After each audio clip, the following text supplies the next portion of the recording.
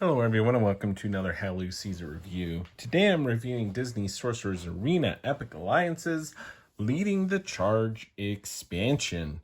This is the third expansion that's come out for the Sorcerer's Arena board game, this skirmish-like game where choose 3 characters, shuffle those character decks together to make one deck, utilize those 3 characters to move on the board, attack your opponent's characters, knock them out for victory points. Also, if you are starting on these victory point spaces, you can get a point every single time you maintain possession of that. And so it's just a real fun game, and I've really enjoyed the thematic decks and characters that they've done here with the character abilities and things. I've just been really impressed. We've done 2 other expansion reviews. If you're interested, check those out. We have more characters. Turning the Tide was the first one to come out with Stitch, Moana, and Davy Jones. We had the Horde King with Mother Gothel and Jack Skellington with Thrills and Chills. And so just added more characters to the base game. And you do need the base game for the game. It has the board, victory point tokens, and a good starting lineup as well of characters. But any of these expansions, you don't need to get one before the other. There's certain characters that you are interested in. Really cool characters. This is, I think, probably my favorite expansion to date. The other ones had some really cool things as well. But some really cool characters. I feel like with Elsa and Buzz and Scar, some pretty heavy hitters coming out in this expansion. The one quick thing on quality. So the quality of everything is okay, right? So like the cards and the other expansions and everything, they've been decent. Nothing like crazy nice. It's not like it's super deluxe stuff. The board in the original set, at least mine, has got some weird like folding on it. It's not a huge deal. It doesn't look real nice along the folds, and characters don't rest real well there. I don't know if they fixed that. This is one of the earlier versions, but that's something to be aware of. I've heard other people talk about that. So the quality isn't like amazing. But I will say I was a little disappointed. This is the first expansion. The other expansions, the cards seemed fairly similar from like the base game and everything.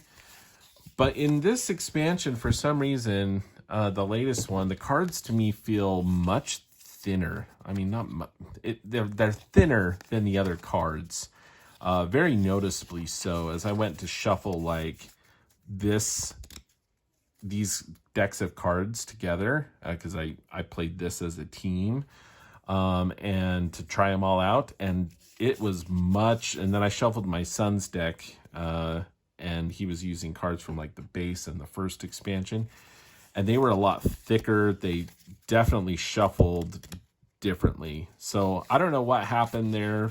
I don't know if that's just a thing with this expansion or if they decided to kind of go that route moving forward, but the cards are just thinner. So that's something to be aware of that I wasn't a huge fan of. But other than that, I like the characters and abilities of this expansion. So let's go ahead and start with Buzz Lightyear.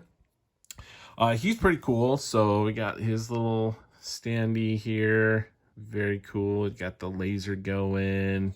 He's up in the air. Very cool looking. And his ability is Laser Focus. So you get to deal 1 damage to a rival exactly 2 spaces away that was already damaged this turn. Now, that is pretty specific, right? A lot of the other abilities are a little more generic. Well, these abilities are, specifically this one is pretty specific, exactly 2 spaces away. So he kind of likes to hit people from a distance, which is kind of nice, a ranged type attacker. He also has some great up-close attacks. He moves around the board quite a bit. He has some cards that allow him to do that sort of thing. But his big thing is basically adding on damage. So you do, yes, 1 damage here or something like that, but then you get to deal another damage if that person's 2 away that's already been damaged. And it stacks. So we'll show you what I mean with some of his other cards. He also has Unshakable Determination. So at the beginning of your turn, ending phase, on Buzz Lightyear's turn, you may deal 1 damage to a rival that was already damaged this way. So already you would be stacking, if they're 2 spaces away, 2 more damage if you're able to hit them with some damage otherwise. So we're going to show you some of these. This is 3 damage. This is a adjacent rival, though. You may also reveal the top card of your deck. If it's has the attack card symbol, you also move that person 1 space. To infinity and beyond, you get to choose an adjacent ally and move up to 3 spaces. You may move that ally to an unoccupied space adjacent. So you can actually pick up your buddy. Again, very thematic card. You can swing by, pick up Scar, drop him down on the victory point space where he likes to maintain his dominance. So very, very cool card, moving other characters. Laser Blast is pretty cool because you get to choose basically a straight line and deal 1 damage to each rival in that line. So you line them all up, you hit him with that, then you have his laser focus. One of them's probably at least 2 away. There's another damage there. If he's upgraded, he can apply another damage to one of those characters. Plus you gain 1 additional movement phase. So again, lots of movement. Very cool. Spinning Kick, deal 1 damage to each adjacent rival. So you got kind of an area attack, and you also move each of them 1 space. So again, gets up there, has the ability to move people around. Activating Crystallic Fusion. Move up to 3 spaces. You may pass through rivals moving this way. And if you do pass through at least 2 characters this way, you get to draw a card. It's a cool movement card there. Rapid Fire, awesome. Deal 1 damage to 1 adjacent. Deal 1 damage to 2 away. Deal 1 damage to 3 away. Very cool. Again, stacks with his other abilities and upgrades. Laser Blast, which is cool. Questing Backup. So this is another ranged attack. Deal 2 damage to a rival, and each of your allies adjacent to that rival deals 1 damage to that rival. So again, having that stacked up. Having this one with, some of the other characters stack up pretty cool. So yeah, some really cool cards in this one here. I really like the Rapid Fire and the Laser Blast, though. Very, very cool cards. And the ability to pick up and move an ally is awesome as well. So that's Buzz Lightyear. He is a health of 8 and victory points of 5. All right, let's go with Elsa next. She is a powerhouse. She introduces a new status effect of Invulnerable, which is pretty cool. It basically, as the status effect is aptly named, prevents all damage that would be applied to the character, and then it is removed. So you get to prevent the damage, and then you would go ahead and remove the status effect. But very, very cool and very powerful to have that Invulnerable, as any damage in this game could be significant. But it's interesting, right? We just went through Buzz Lightyear. There's a lot of stacked damage that you can do if someone's damaged. Well, in this case, the Invulnerable saves them. They're not damaged, and so none of that stacking would apply. But very cool. Elsa's cool. She has Glacial Armor, so she can banish 2 magic Elsa cards from her deck that have the magic symbol. And I'm pretty sure they all do, honestly. Or not most of them. So that card didn't. But most of her cards, all but 2, it looks like, 8 of the 10 have that symbol. So you can banish 2 of those cards.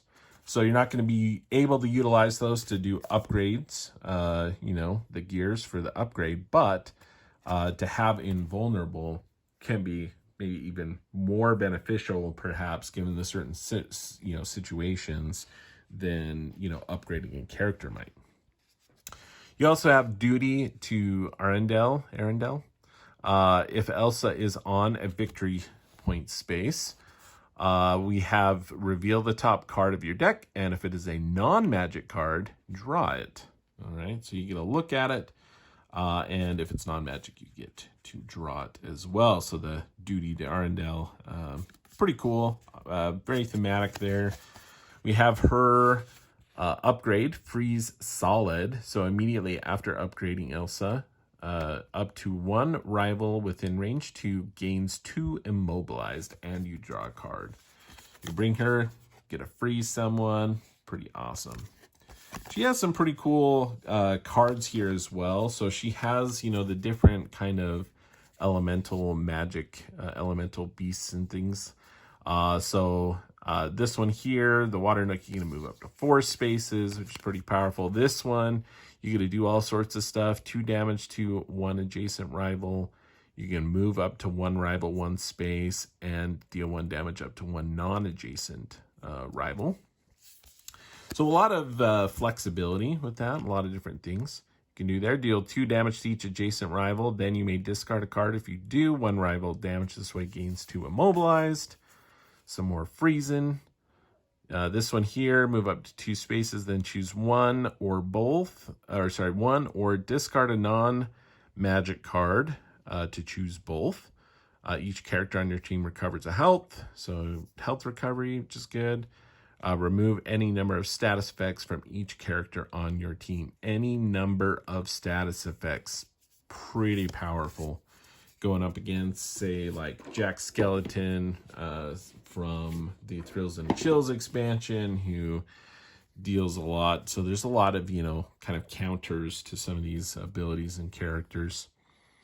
We got a lot of movement again, and if you discard magic card, you'll be able to draw 2 again. Deal 1 damage up to 1 rival, and gain an additional movement phase and an additional action phase. So very cool, some range damage, and you basically go again. And you have this one, which again, you're doing lots of different things at once, which is pretty cool. Only at Holland knows. Move up to 3 spaces, reveal cards from the top of your deck until you reveal a magic card, or your last card, whichever comes first, and you put 1 card revealed this way into your deck and shuffle the rest. So you get to move, and you get to try to find some cards that you need. So pretty cool. Again, the invulnerable is awesome. You get to immobilize people. Pretty cool. She's got 9 health as well as the ability to kind of heal up. She's worth 7 points. Which I think is, you know, pretty apt because of the invulnerable and stuff. She's a powerhouse to take out. So once you take her out, you get 7 points. Now, I think Scar's my favorite just because of 1 card in particular, but his ability and stuff is pretty cool too. So his skill is Opportunist, so you can discard any movement card from your hand to move 1 character 1 space. If that character had been on a victory space, you're going to move Scar onto that space. And that's just what his skill. So his is pretty cool. It's a lot of it's about maintaining dominance over these victory spaces. So his constant ability is if Scar is on a victory space, whenever a rival would recover health, they recover that many -1 instead.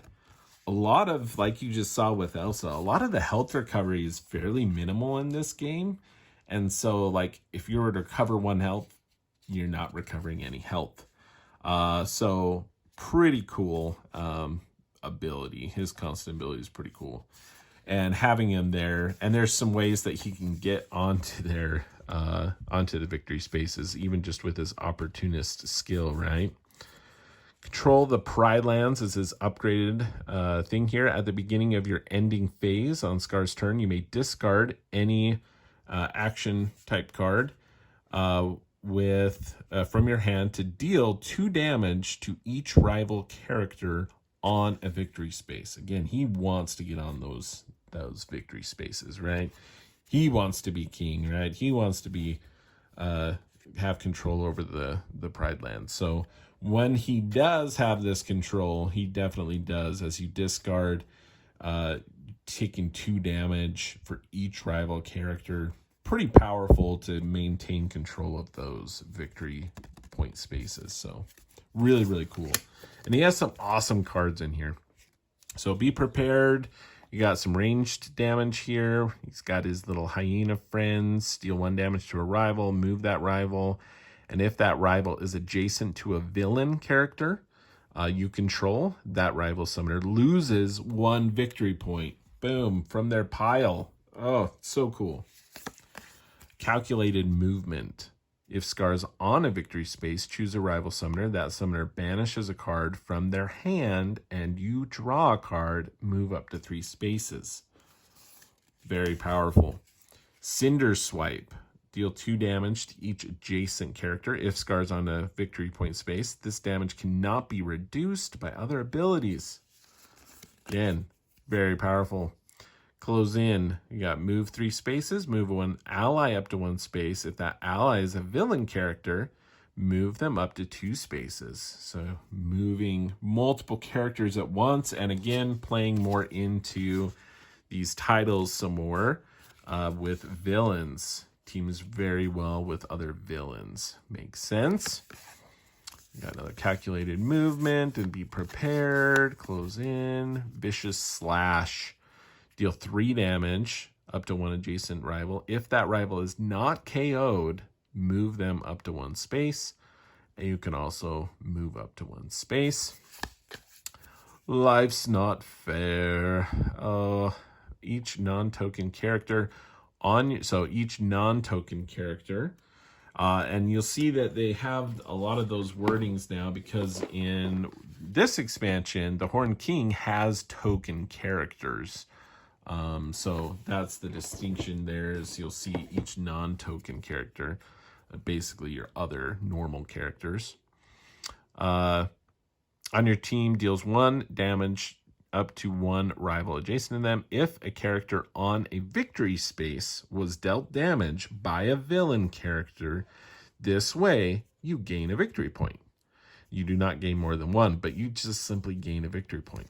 Very, very cool. Now, this is the coolest card, and I saved it for last because it had something very, very thematic happen in my first play of this. I actually ended up playing with all 3 of these characters in one, so I did not, unfortunately, get to utilize Scar's villain, abilities very much, because Elsa and Buzz Lightyear are not villains, of course. They are heroes, but it was really, really cool, because at one point I had Elsa up here. Well, I'll tell you what the card does, then I'll tell you what happens. So, Treacherous Plot. You deal 5 damage. Now, a lot of cards can stack, like Jack Skeleton is pretty impressive, or like Mickey, with like certain things you can stack and it says deal damage equal to like the number of status tokens or something like that, and that can be pretty significant. But this is just a specific direct amount of deal 5 damage. That's intense by itself. But to a non-token character, their summoner gains 3 victory points. All right, a lot of damage, but they gain 3 victory points. But notice it says adjacent non-token character. We'll come back to this. If the damaged character was on a victory space, gain 1. So you gain 1. If you KO an ally this way, you gain an additional action phase this turn. What? This is the most cool card in the game yet. So what happened is I had Elsa here, and I brought Scar up, and basically something happened. Elsa was here. She had 1 health left. The next turn, if I didn't do what I did, the next turn Elsa would have died and my opponent would have won the game. My son would have won. It was a very close game, but I won with this card because it was very, very crazy. So read this again. Deal 5 damage to an adjacent non-terror character. Okay.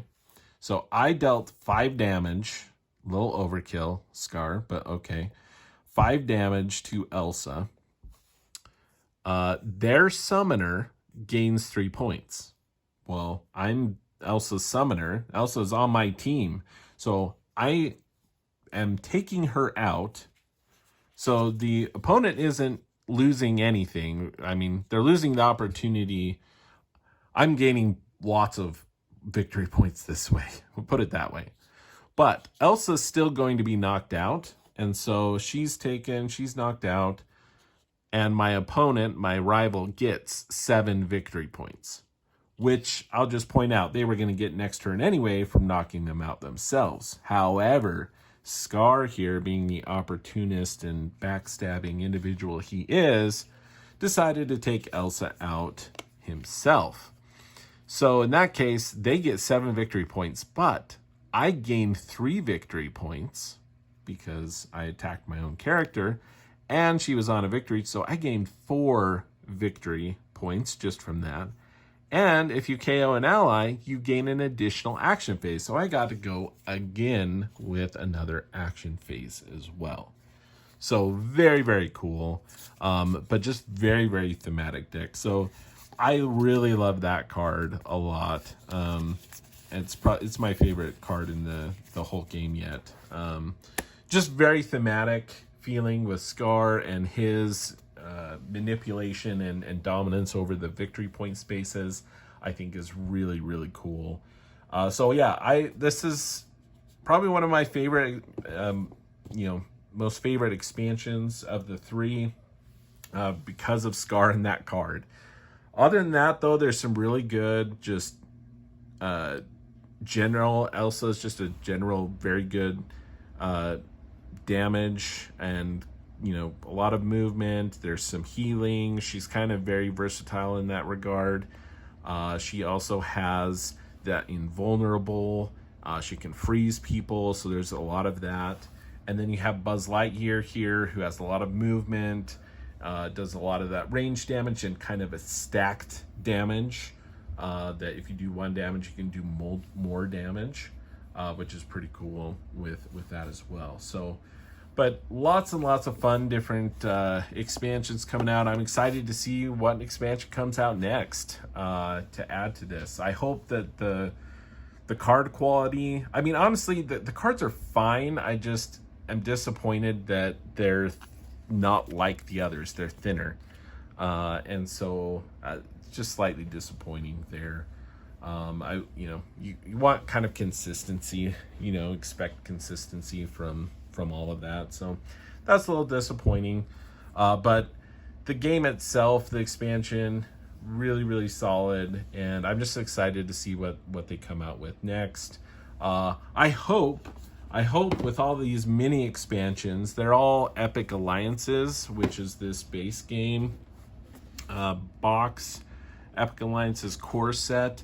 I'm hoping they come out with another core set with a different board, maybe double-sided, provide some more variability with the board itself.